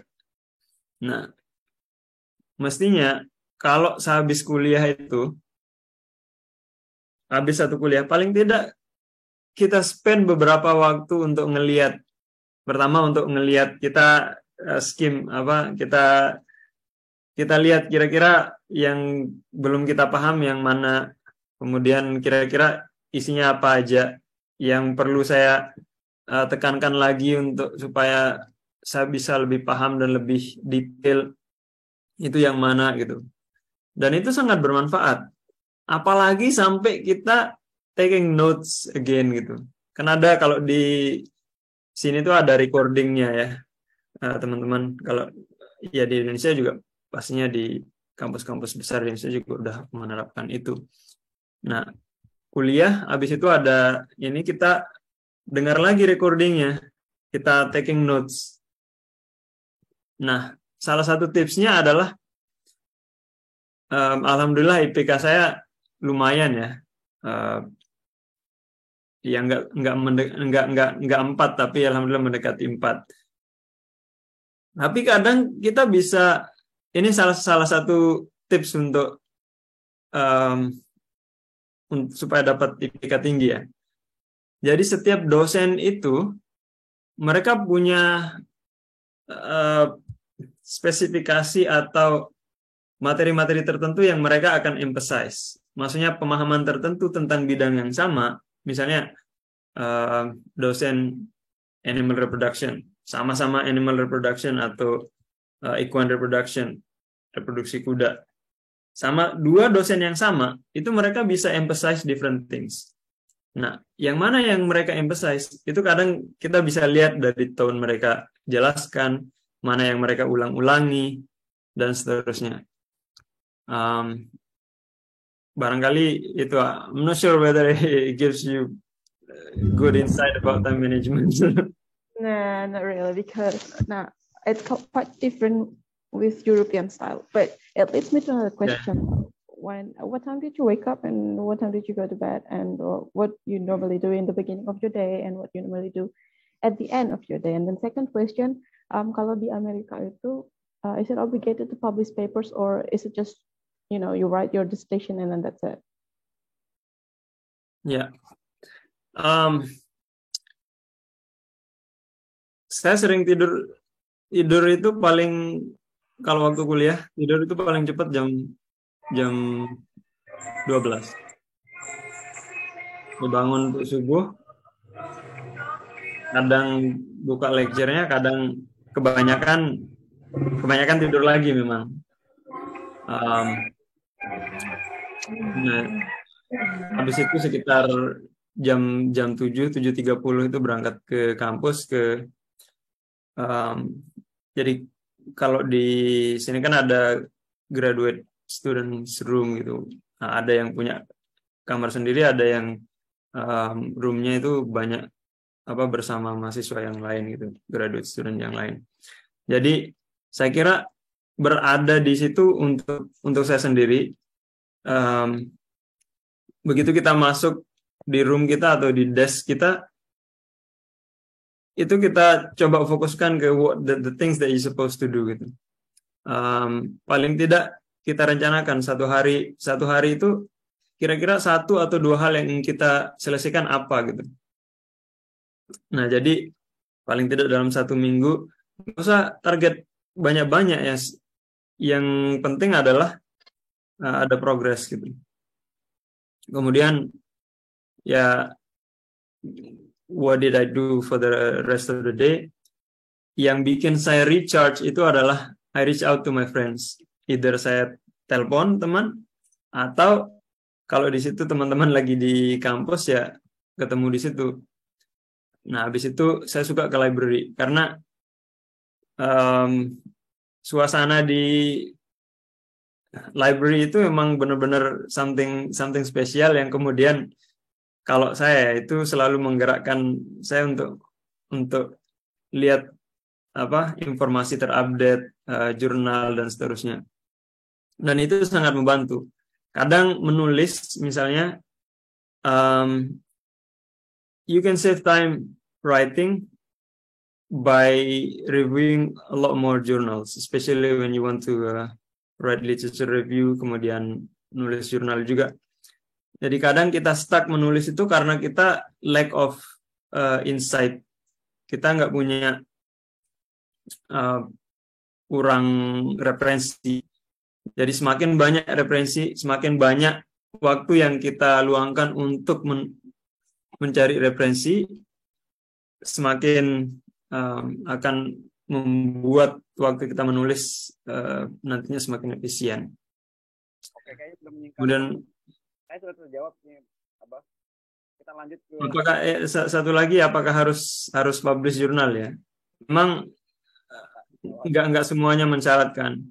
Cuma di Departemen Animal Science di NC State University nggak mesti publish jurnal dulu baru keterima untuk jadi mahasiswa S3, dan juga nggak mesti publish jurnal dulu baru boleh diluluskan. Cuma kalau sudah publish, misalnya paper yang kita include di tesis kita udah publish, itu artinya kan itu sudah melalui tahap uji gitu. Jadi sudah it's more definitely correct. Oke, saya sudah menjawab nih Pak Tautan dari pertanyaan akan mudahkan saat defense saja. Oke, pertanyaan berikutnya kita kayaknya 2 pertanyaan lagi ya. Kita utamakan yang biasanya karena banyak sekali pertanyaan dan waktu kita terbatas. Saya ada kelas dan presentasi juga jam. Saya izin sebentar. Silakan Mbak Halim. Kemudian yang selanjutnya ini Mas Rizky. Silakan langsung poin pertanyaannya. Kedengeran nggak sih? Apa kedengeran? Kedengeran. Kita punya 2 pertanyaan ya, yang secara langsung. Silakan.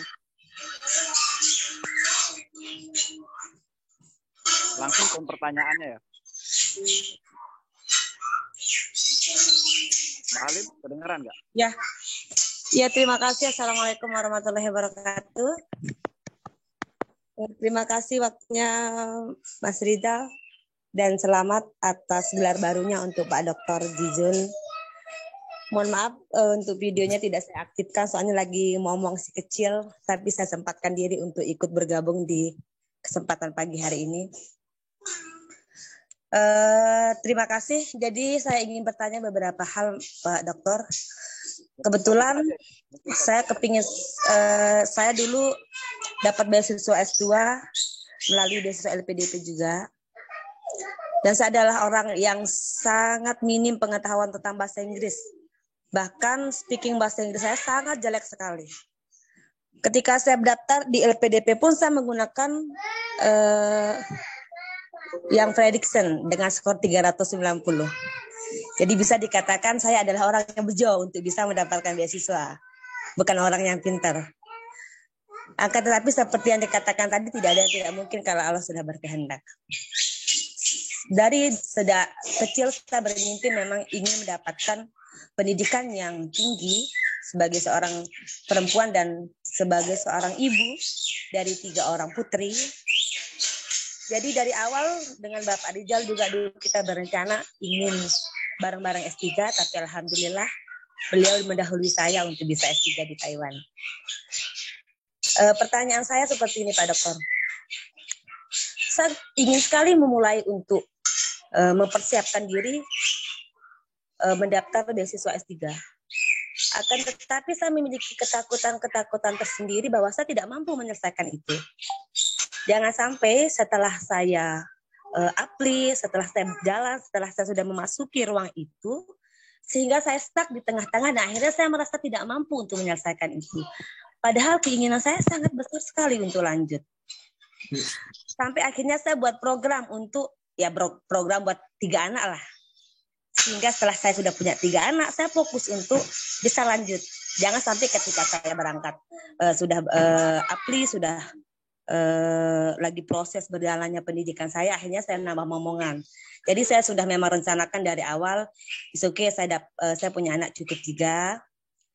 Akhirnya setelah itu saya ingin fokus. Akan tapi sampai sekarang saya masih memiliki ketakutan untuk bagaimana saya melanjutkan, tapi saya takut akan kalau akhirnya saya tidak bisa menyelesaikan itu. Yang pertama, yang paling saya takuti karena bahasa Inggris saya itu sangat kurang dan sangat jauh, bahkan ya bisa dibilang kalau sekelas anak SMP mungkin lebih bagus mereka dibanding saya.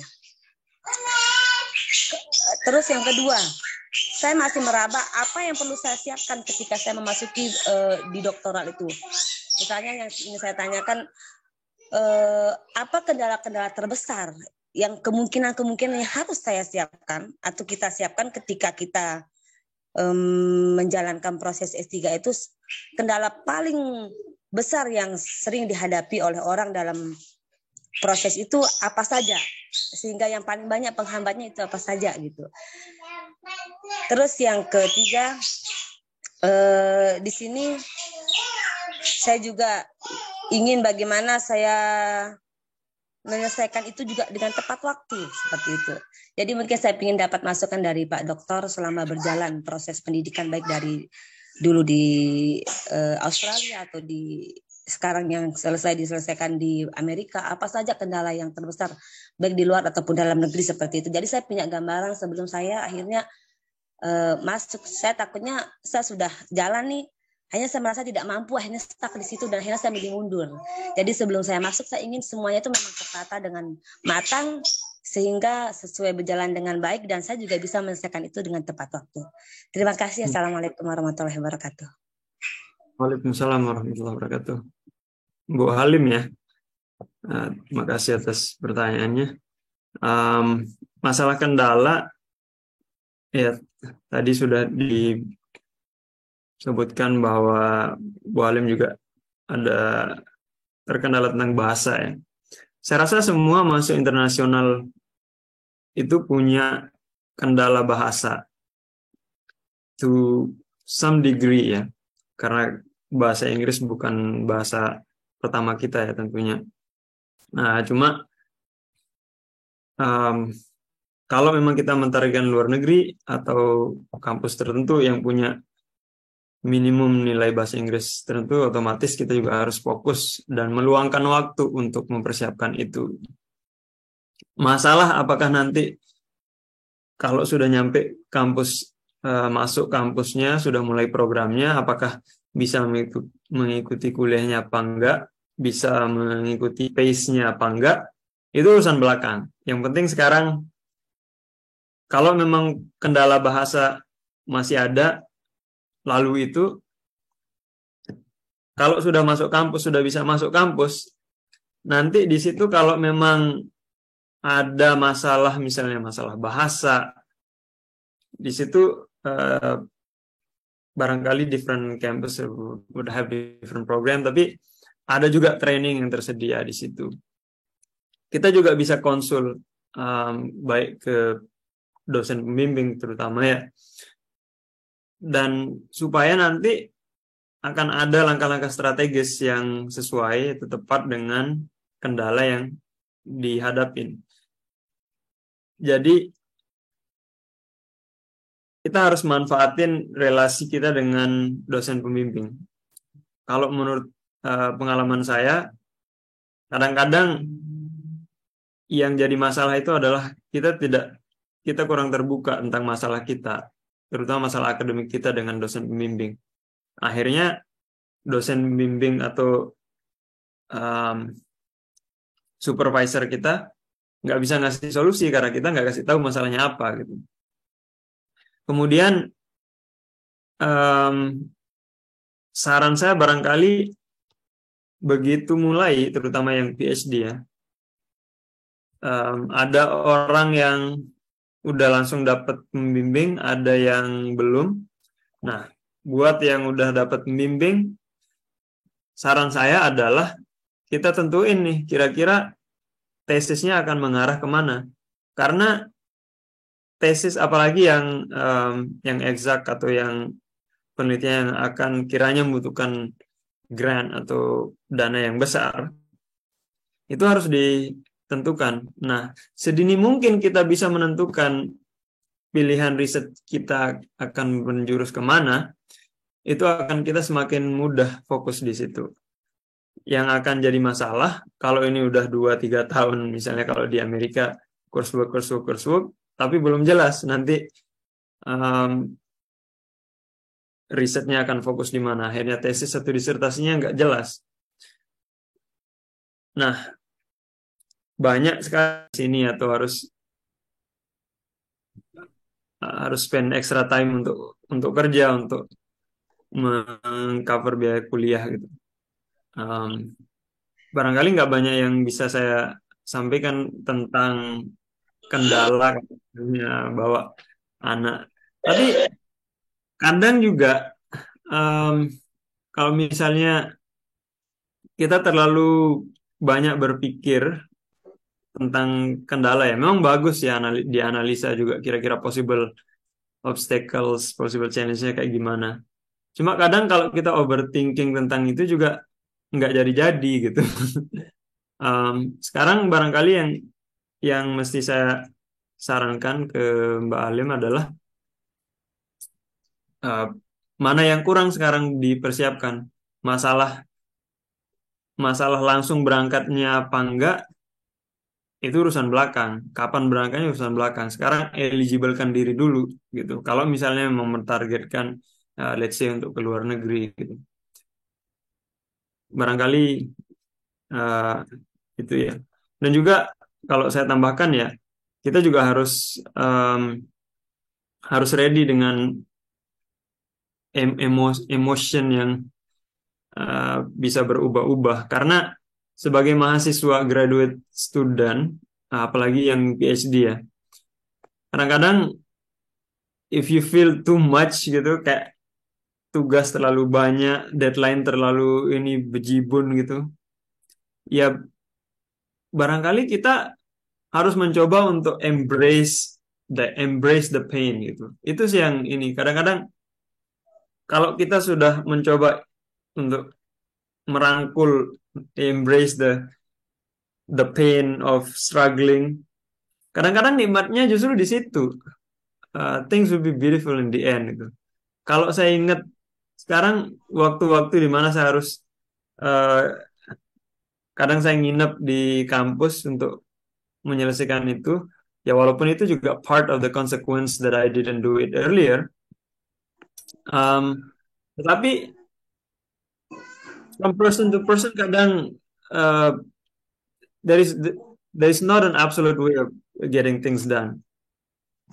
Whatever way that works for you, just do it gitu. Dan itu juga barangkali mesti kita aware dengan diri sendiri. Kira-kira kita efektifnya belajar seperti apa? Kita efektifnya menulis seperti apa? Misalnya kalau ini sih udah berbicara tentang kalau udah on campus ya. Kadang-kadang kita associate dengan situasi. Misalnya kalau di rumah, kalau nggak benar-benar kepepet, saya nggak bisa terlalu banyak kerja ya.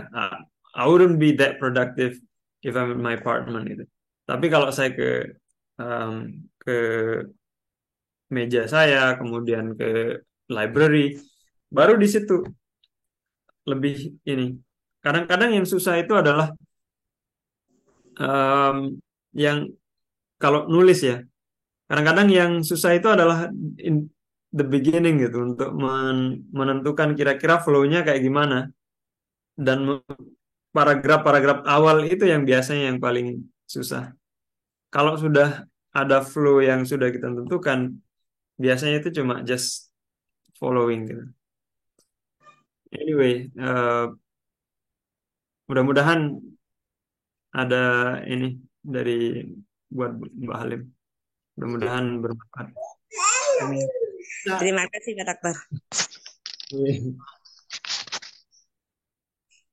Oke, thank you. Mohon maaf tadi terkendala jaringan. Oke, kita lanjut ke ini pertanyaan dari Kak Rizky Fajar.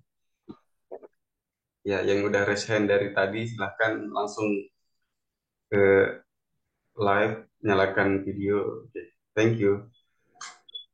Terima kasih sebelumnya atas kesempatan yang diberikan kepada saya. Assalamualaikum warahmatullahi wabarakatuh. Mungkin pertanyaan saya ke Kak Munjizul lebih ke arah teknis ya. Ketika apply ke kampus ataupun untuk beasiswa, apakah harus linear dengan background pendidikan sebelumnya? Karena kalau saya lihat dari background Kak Munjizul ini dari S1 sampai dengan doktor itu linear semua, maksudnya animal science. Dan apakah kalau misalkan berniat ingin cross major, possibility diterimanya itu seperti apa Kak? Apakah linearitas itu untuk apply ke kampus ataupun ke beasiswa lebih diprioritaskan daripada yang cross major?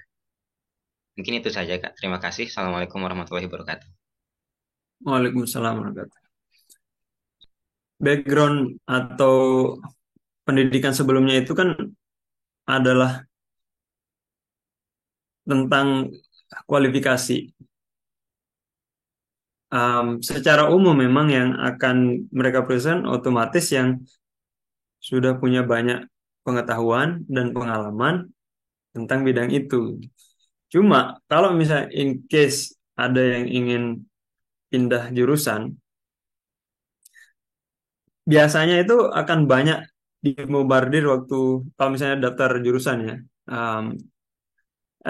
daftar beasiswa, itu akan banyak dibombardir waktu wawancara. Itu kalau lulus wawancara akan ditanya, kalau memang mau pindah jurusan dari ini ke ini, apa yang kamu tahu tentang ini gitu. Kadang-kadang pertanyaan justru lebih dispesifikkan tentang bidang itu.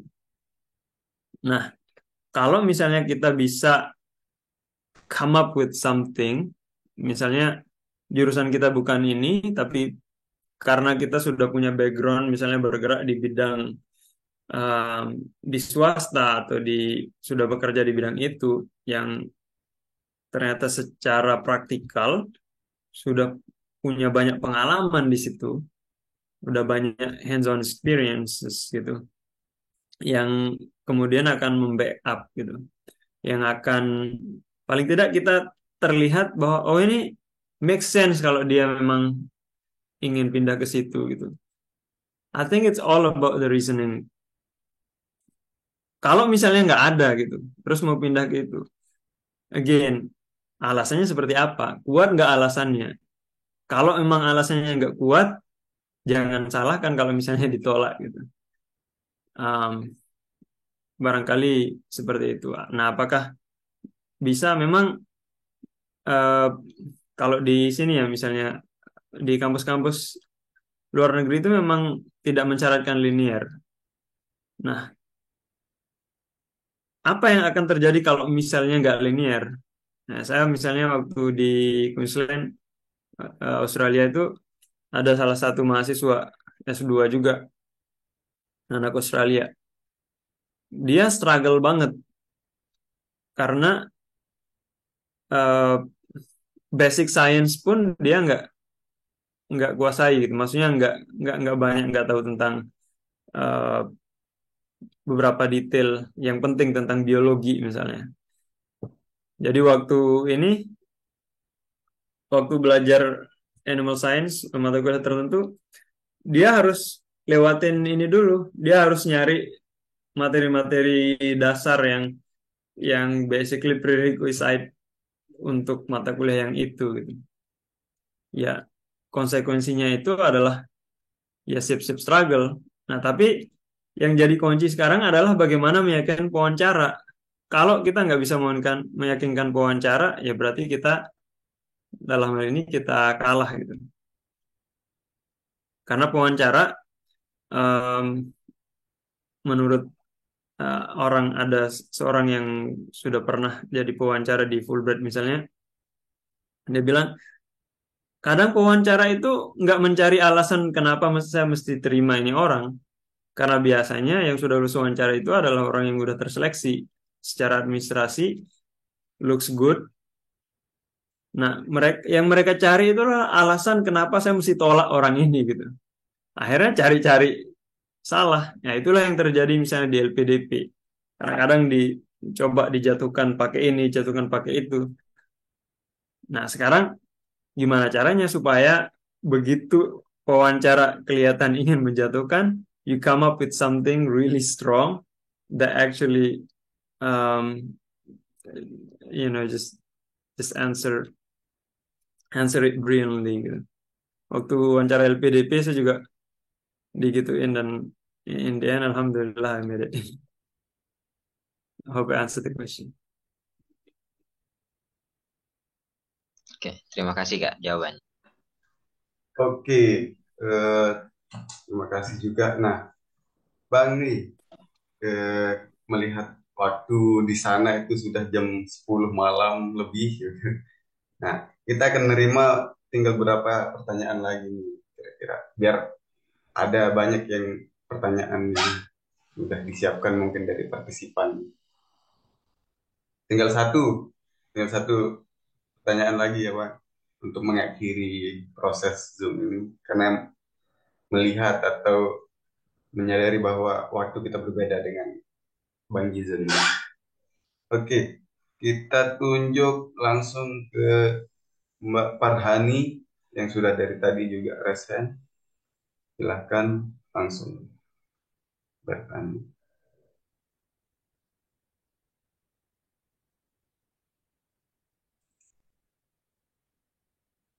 Oke, mungkin lupa mikrofon.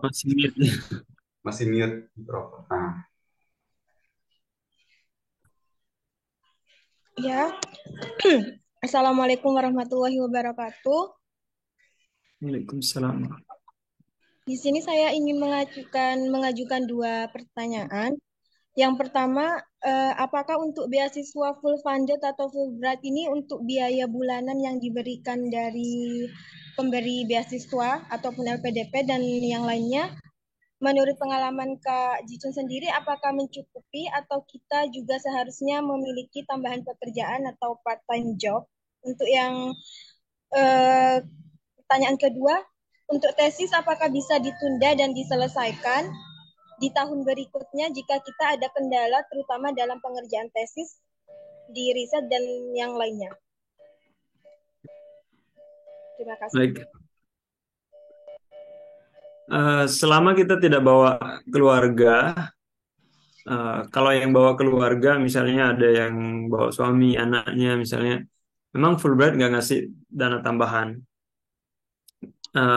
Itu biasanya keluar kalau lewat Fulbright maupun lewat LPDP sekarang kan harus pakai visa J1. Nah, nanti spouse-nya nanti akan masuk pakai visa J2, yang dimana mereka bisa bekerja di situ dan ini bisa membantu untuk pembiayaannya. Cuma kalau single itu sebenarnya sudah lebih dari cukup. Nah, cuma perlu diperhatikan adalah memang Fulbright itu secara umum untuk yang PhD itu fundingnya selama 3 tahun. Nah, untuk berikutnya itu biasanya kalau saya sih kemarin ekstra semester saya masih dibiayai sama Fulbright. Saya nggak paham apakah itu special case gara-gara ada pandemi apa enggak, tapi itu masih dikasih perpanjangan. Biasanya kalau teman-teman tidak selesai dalam waktu 3 atau 3,5 tahun, itu biasanya dari awal sudah kasih tahu nih sama pembimbingnya misalnya, gimana nih kira-kira untuk the rest of the period gitu.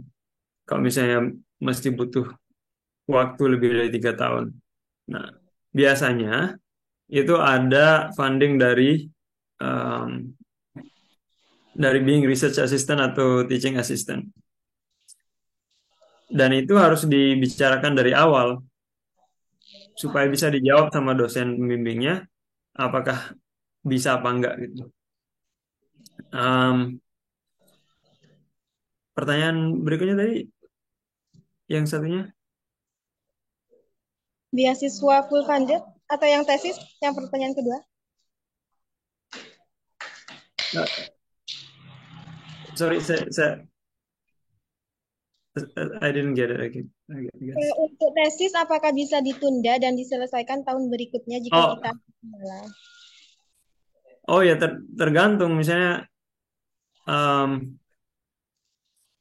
kalau tesis sih tergantung apakah nanti kan yang di setiap semesternya itu kita konsul mau ambil SKS apa aja gitu, mau ambil kredit apa aja. Untuk PhD itu bisa risetnya itu bisa kita bagi-bagi. Misalnya satu semester itu ambil 3 SKS, itu kan mesti ambil 9 credit hours atau SKS dari 72 in total. The rest itu coursework. Nah, yang 9 itu bisa dibagi-bagi. Nah, misalnya 3 satu semester, kemudian semester berikutnya lagi 3 atau ada satu semester yang 6 gitu. Jadi lebih akan mengerjakan lebih banyak riset gitu. Itu juga akan tergantung dari pembicaraannya dengan dosen pembimbingnya. Kalau misalnya memang nggak ada alasan untuk ditunda, biasanya mereka akan push supaya kita selesai lebih awal. Kalau misalnya alasannya, oh saya mau selesaiin coursework-nya dulu, oke, selesaiin coursework-nya dulu. Tapi ada juga riset-riset yang kadang-kadang walaupun tidak diprogramkan di semester itu, tapi memang harus dikerjakan pada periode itu, nanti dia kreditnya akan dihitung di semester berikutnya gitu. I hope that answers the question.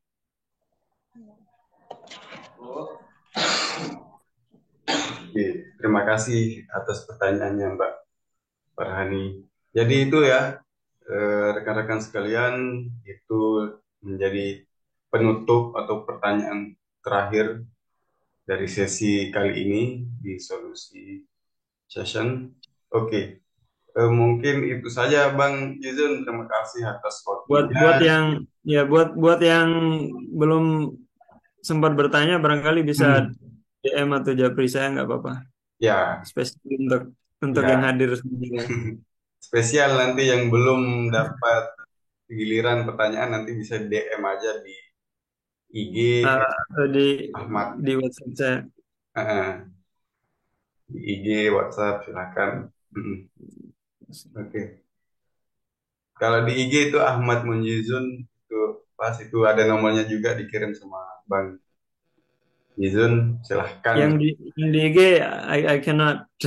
Oh iya, terlalu banyak DM mungkin. Terlalu banyak DM. Oke.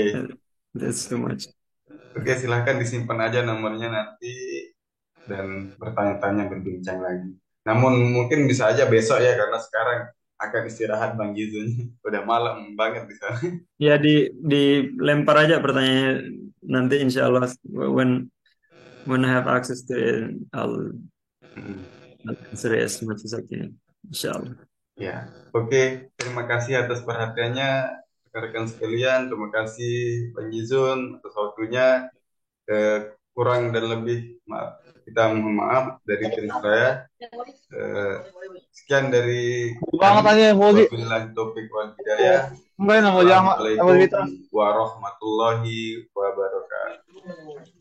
Waalaikumsalam. Terima kasih. Silakan